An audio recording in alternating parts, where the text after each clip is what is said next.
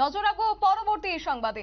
বাংলাদেশ সীমান্ত থেকে উদ্ধার হয়েছে পাকিস্তান মর্টার এবং এই মর্টারকে দেখেই রীতিমতো চাঞ্চল্য ছড়িয়েছে গোটা এলাকা জুড়ে এবং পাক মর্টারের খবর আসতেই রীতিমতো গ্রাম ঘিরে ফেলেছে বিএসএফরা। যে ছবি আপনারা দেখতে পাচ্ছেন এবং সেই মর্টারের ছবি আপনাদেরকে দেখাচ্ছি এক্সক্লুসিভ নিউজ ভ্যানগার্ডের পর্দায় এবং কার্যত মর্টারটির পরীক্ষা এই মুহূর্তে চলছে এবং বিএসএফ ভারত বাংলাদেশ সীমান্তে উত্তেজনা ছড়িয়েছে এমনটাই খবর এবং রীতিমতো বিএসএফ এর সতর্কতার জেরেই পাক মর্টারের খবর আসতে তারা গোটা গ্রাম ঘিরে ফেলে। কি রয়েছে বক্তব্য শুনুন। কি হয়েছিল, কি মানে কিভাবে পেলেন সেই পাকিস্তানি মর্টার সেল? ঘন্টায় আমি ভীষণ ফেলাবো তো তার কাছে আমি কুল্লাকুল্লি করলাম, করার পরে এখানে ঠান্ডা লাগছে, আমি খৈনি খাবার উঠলাম, খৈনি খাবার নামিয়ে বিএসএফ চেক করলেন, দাদা এখানে জল দিবেন, কয়েক দিব ওখানে।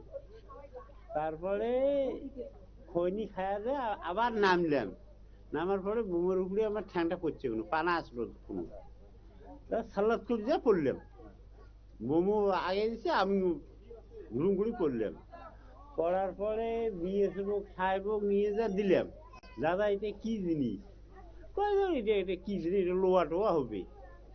পরে আমি কি তাহলে বাড়ি নিয়ে যাই, নিয়ে যা। মানে যখন বিএসএফ দেখলো তখন কাদা মাখা ছিল, কি কাদো আসলো।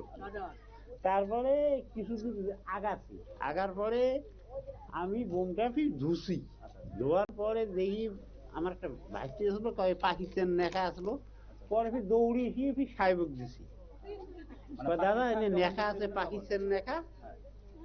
পরে ফির বিএসএফ নিয়ে পরে দেখালো তিনটা গেল, দেখলো, দেখার পরে উপরে ফোন করলো, ফোন করার পরে তারপরে করলো এখানে একটা খাল খুঁড়ো, এই খাল খুঁড়লাম, এই কাজল ভাই খালটাল খুঁড়িয়ে পরে বস্তার মাটি ভরালাম, বস্তার মাটি ভরার পরে তারপরে বোমটা বসে ছুলাম খাড়া করি, করার পরে নিয়ে বস্তা নিয়ে পরে ফির ঢাকি দিলাম। কি নাম আপনার? আমার নাম হিতিন মাধব। জায়গাটার কি নাম? জিগড়ি। আপনারা শুনলেন স্থানীয় বাসিন্দাদের বক্তব্য এবং তারা সাত সকালে এই ঘটনা বা এই জিনিসটিকে প্রত্যক্ষ করতে পেরে তারা রীতিমতো অবাক এবং তারপরে জানা গেছে যে পাকিস্তানি মর্টার এবং তারপরে সীমান্ত এলাকা জুড়ে চাঞ্চল্য ছড়িয়েছে। সরাসরি আমাদের সঙ্গে যুক্ত হয়ে গেছে প্রতিনিধি সৌভিক দত্ত। সৌভিক, কি জানতে পারছে এবং কোথা থেকে এই পাকিস্তান মর্টারটি উদ্ধার হয়েছে? একদমই দেখো, কোচবিহার জেলার যে দিনহাটা রয়েছে সেই দিনহাটার ঝিকড়ি গ্রামে এই মর্টার শেলটি উদ্ধার হয়েছে। বাংলাদেশের এই পরিস্থিতির মধ্যে বাংলার সীমান্তবর্তী গ্রামগুলিতে কিন্তু চূড়ান্ত সতর্কবার্তা জারি হয়েছে এবং বিএসএফ এর চলছে কড়া নজরদারি। তার মধ্যেই আজকে এই পাকিস্তানি মর্টার শেল যেটা জানাচ্ছে সেখানকার কোচবিহার প্রশাসন, যে সেটা কিন্তু পাকিস্তানি মর্টার শেল, সেই মর্টার শেল উদ্ধারকে কেন্দ্র করে কিন্তু এলাকায় ব্যাপক চাঞ্চল্য এবং কিন্তু আতঙ্ক ছড়িয়েছে।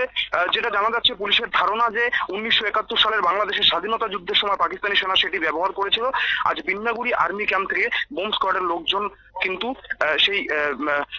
সেই মর্টার শেলটিকে নিষ্ক্রিয় করে। এই সীমান্ত লাগোয়া এই এলাকায় এত বড় মর্টার কিভাবে আসলো সেটা কি জানা গেছে কিছু? দেখো, স্থানীয় একজন কৃষক কিন্তু তার যে ধান খেতে কাজের সময় মাটি খুঁড়েন কৃষি কাজের সূত্রে, সে মাটি খুঁড়তেই কিন্তু এই মর্টার শেলটি বেরিয়ে আসে। তারপরেই তিনি কিন্তু এই বস্তুটিকে চিনতে পারছিলেন না। তারপরে স্থানীয় মানুষজন এলাকায় দু একজনকে তিনি জানান বিষয়টি এবং তারপরেই এলাকায় খবরটি চাউর হতেই স্থানীয় প্রশাসনের কাছে খবর যায়। স্থানীয় প্রশাসন আসার পর কিন্তু সেই মর্টার শেলটি উদ্ধার করে এবং তারপরে বিন্নাগুড়ি যে সেনাবাহিনীর যে ক্যাম্প রয়েছে সেখান থেকে কিন্তু বোম স্কোয়াডের সেনাবাহিনীর কর্মীরা এসে সেই মর্টার শেলটিকে কিন্তু নিষ্ক্রিয় করে, সেটাই কিন্তু জানতে পারা যাচ্ছে। তবে পুলিশ আর বিএসএফ কি এই মুহূর্তে সতর্ক রয়েছে যেহেতু আজ সাত সকালে এই বিষয়টি বা এই বস্তুটি উদ্ধার হয়েছে? একদমই তাই। দেখো, বিএসএফ কিন্তু কড়া নজরদারি রাখছে সেই এলাকায়। এমনিতেই এই মুহূর্তে বাংলাদেশের সেই অস্থির পরিস্থিতির কারণে বাংলাদেশ যে সীমান্ত, সেই সীমান্তে কিন্তু কড়া নজরদারি শুরু হয়েছে এবং এই ঘটনার পরে আরো বেশ যেহেতু আতঙ্ক ছড়িয়েছে স্থানীয়দের মধ্যে, সেই আতঙ্কের যাতে মানুষ আতঙ্কিত না হয়ে পড়েন সেদিকেও কিন্তু সতর্ক বার্তা চালাচ্ছে বিএসএফ জওয়ানরা। একেবারেই। সৌভিক, ধন্যবাদ তোমাকে। আমাদের সঙ্গে ছিল প্রতিনিধি সৌভিক দত্ত, গোটা বিষয় তুলে ধরেছে। তবে সেই জায়গায় দাঁড়িয়ে বলা হচ্ছে যে 1971 সালের মুক্তিযুদ্ধের অনেকেই এই অস্ত্রটি ব্যবহার করেছে এবং দেশের বিভিন্ন জায়গায় রয়েছে সেই সব অস্ত্রই আজকে উদ্ধার হয়েছে। তবে যাই হোক, এই পাকিস্তানি মর্টার উদ্ধারকে কেন্দ্র করে রীতিমতো ঘন্টা খানেক গোটা এলাকা জুড়ে চাঞ্চল্য ছড়িয়েছে। তবে পরবর্তীর দিকে পরিস্থিতির দিকে নজর রাখছে এই মুহূর্তে পুলিশ, একই সঙ্গে বিএসএফ। নিয়ে নিচ্ছে ছোট্ট একটি বিজ্ঞাপন বিরতির সঙ্গে থাকুন।